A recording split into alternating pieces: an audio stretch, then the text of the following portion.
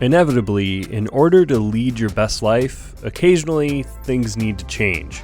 This March will mark 1 year since the COVID-19 pandemic forced everyone to suddenly and radically rethink or reimagine their life, career, or business. In the interest of public health, companies were asked to operate at extremely reduced capacities, forced to adapt to new regulations, and change the way in which they interface with customers. Project Best Life spoke with 3 businesses to hear about some of these pivots.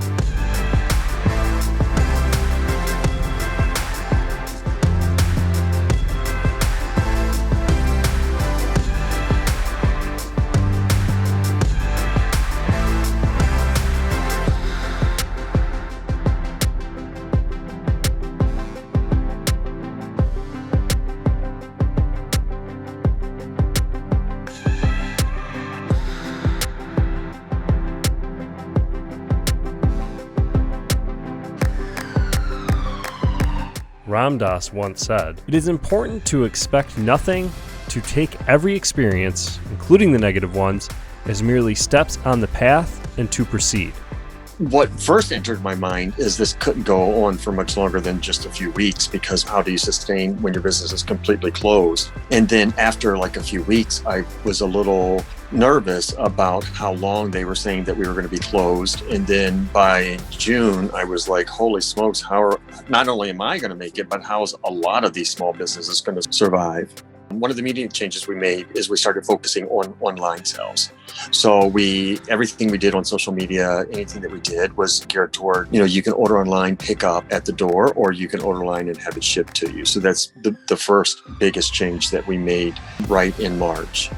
I was kind of halfway pivoting when the pandemic started. So the pandemic just kind of, I would say, made me busier. There's a real need for vets to do camelids, but unfortunately you can't make a living doing that. And so I had a colleague suggesting, you're already mobile, you're already out and about, why don't you, start offering end-of-life services for small animals? And then the pandemic hit, and so all of a sudden, the thought of having one person come to their house, everyone wearing masks, they could be with their pet, just became a real attractive option to people. The biggest change and pivot that we made is right now, all of our programming is virtual. I mean, we're doing things in a way that we never thought we would ever be doing, even the nature of recording a show. And also being very cognizant, because we work with so many different families and schools, that I know that the lack of technology was also a really big barrier for us and for families. And so, what can we do? How could we help? These are all factors that we were really thinking about. Change can be uncomfortable. It is a step out into the unknown, but ultimately, accepting change is an act of bravery. Trust yourself. Look at how much we've all adjusted and changed in the pandemic, doing things that we never thought was possible, but here we are. We are all thriving in our own ways, and so trust yourself.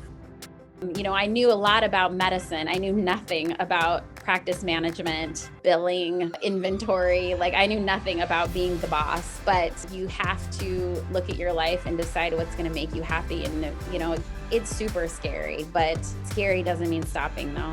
I think I learned that change is good. It seems cliche, and sometimes you're forced to take a change that you're not comfortable with, but change is good. Making a pivot to a new business model has proven to be necessary for many Buffalo businesses. As a light appears at the end of the tunnel, it is the hope that business can begin to return to pre-pandemic operations. However, some of the changes that these businesses made are here to stay. Project Best Life recognizes the hardships brought by this pandemic, but we also celebrate these stories of perseverance, innovation, and courage.